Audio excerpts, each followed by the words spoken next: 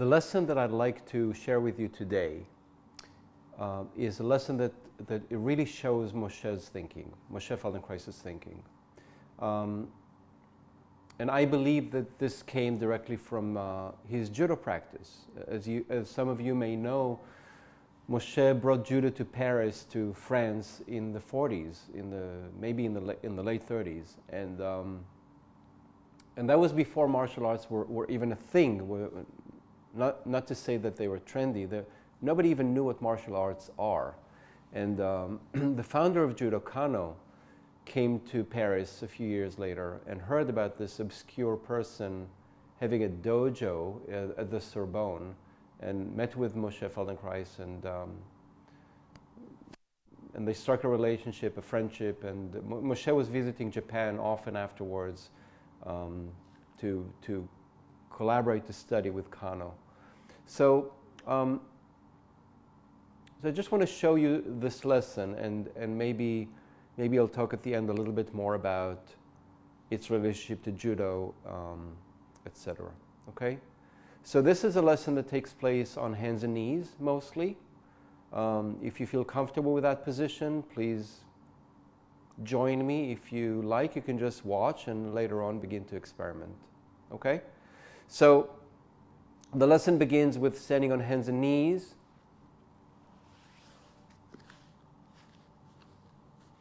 And beginning to slide let's say the right hand in this combination with where the camera is located. I will just go to the right and begin to reach with the right hand under the gap between the left knee and left hand. Okay? In this gap, I'm just reaching out with the right hand a few times and just noticing what it's like to do that, and gradually allowing, without straining, without trying to reach too far, just gradually beginning to allow for this hand to reach a little bit further, for my eyes to follow through, for my shoulder, the right shoulder, to follow through. The hand is sliding on the back of the hand, right? And I'm just doing this repeatedly. Okay? Resting. If standing on your hands and knees is challenging, take as many breaks as you need. Do less. Lie on your back. Come back to the motion, to the action, and do this again and again. And gradually you will discover that your head and shoulder can come closer to the floor. So the standing hand and the standing forearm are critical. The rest can bend. So as long as I know that I have this security, this safety, I can bend this elbow and bring this shoulder, the right shoulder and the right arm, closer to the floor, and the head beginning to look further and further up towards the ceiling. So first we just go to the side, and then eventually we begin to go to aim towards the ceiling, if that is at all possible for you. Okay? So this is the first chunk, and it's a substantial chunk.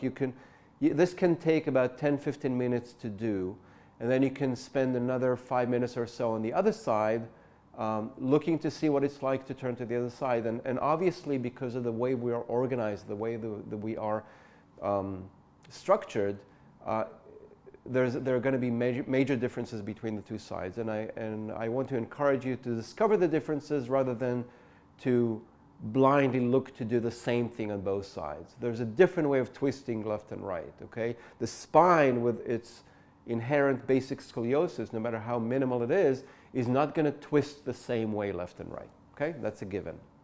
So what is really important is to begin to feel comfortable placing that head and shoulder on the side close to the floor, and beginning to look a little bit further up to the ceiling under the gap.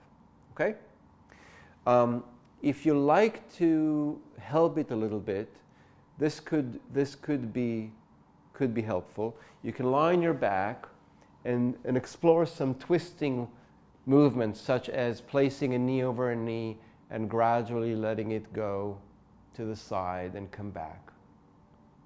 And these movements are twisting the spine, but in a different orientation, while lying on the back instead of being on your hands and knees. So the way gravity is working through you is entirely different here. You can notice either you do it this way, or you can do it with a simply a long leg reaching over. And noticing when this shoulder wants to come up. Right? So these can be really helpful, although they're not originally part of the lesson. I think they can help you if you feel that the lesson is too intense, happening, so much of it is taking place on your hands and knees, okay? After doing it on both sides, right, there's a sequence of learning or playing with the idea of flexing the feet under, placing the toes under, right? And you can begin to do this standing on your hands and knees like that. You can let the body, as it's moving a little bit forward and back, help you do that without exaggerating. You don't need to exaggerate the shift of your body, but if you feel that this slight swaying forward and back helps with the action of flexing the feet under, standing on the toes and the balls of the feet, that can be useful for some people. The next sequence has to do with coming under the gap the same way, resting the head and shoulder there, right, with the arm reaching out to the side, and flexing your feet under, right? And then you can begin to lengthen your heel while the foot is still on the floor, push the heel back and lift the knee.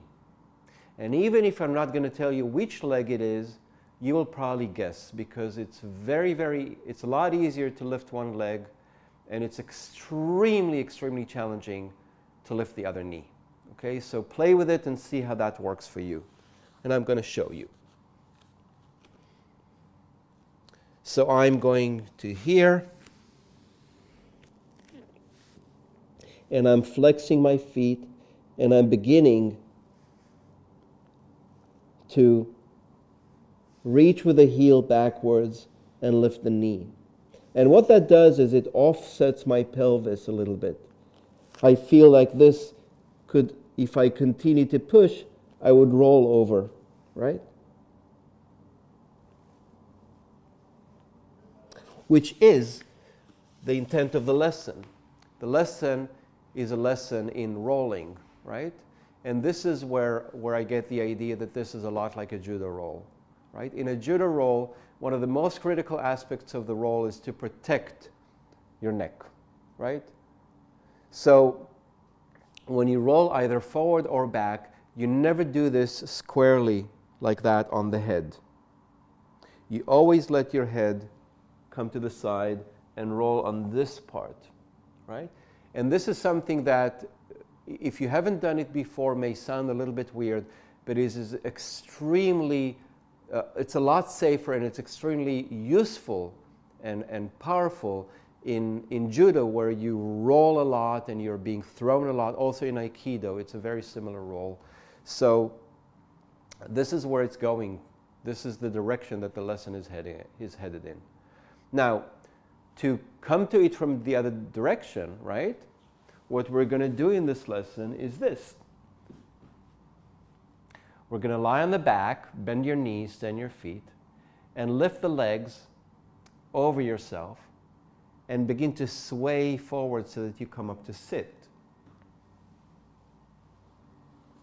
Right? Very simple. So you lift the legs, and with the momentum, you roll forward. And what's critical in this process, in this specific sequence, is that you come forward and also roll back. You reverse the movement back the same way on the side and not square on the front. Okay? So this gives you a way to begin to listen to how your ribs and shoulder blade roll on the floor. Right? So it goes like this.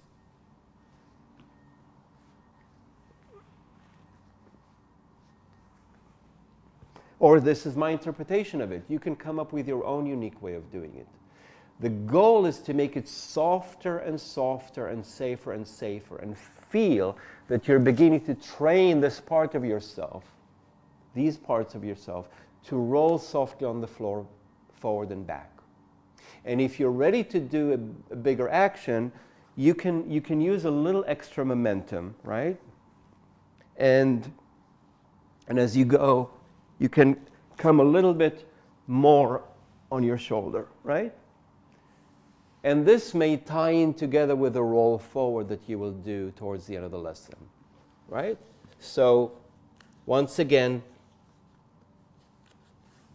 coming to this position,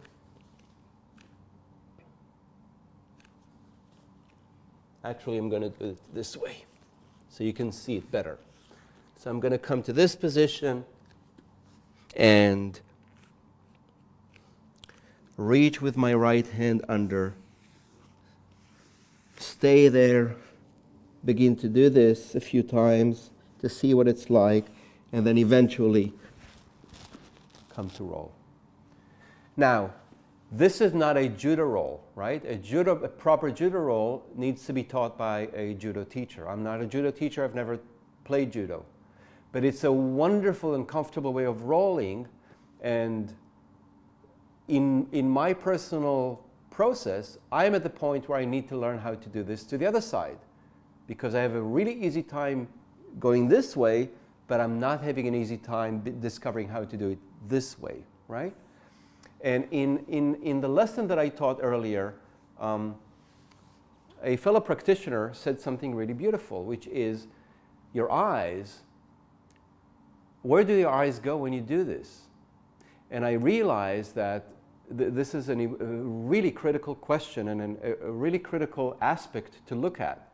Because if I know where my eyes go when I turn this way, I don't really know, or I don't have practice, I'm not used to turning my head this way and to roll this way, and that is part of the reason why I'm tentative in making this roll. And I'm listening to my hesitation, I am listening carefully to my hesitation, and I'm not going to go there because this is not a simple thing to do. You know, it's a big movement, and I need to train carefully as I slowly get there. I hope this is something if you didn't do it with me, that you will take your time playing with, and I'm looking forward to hearing some of your comments and experiences. See you next week.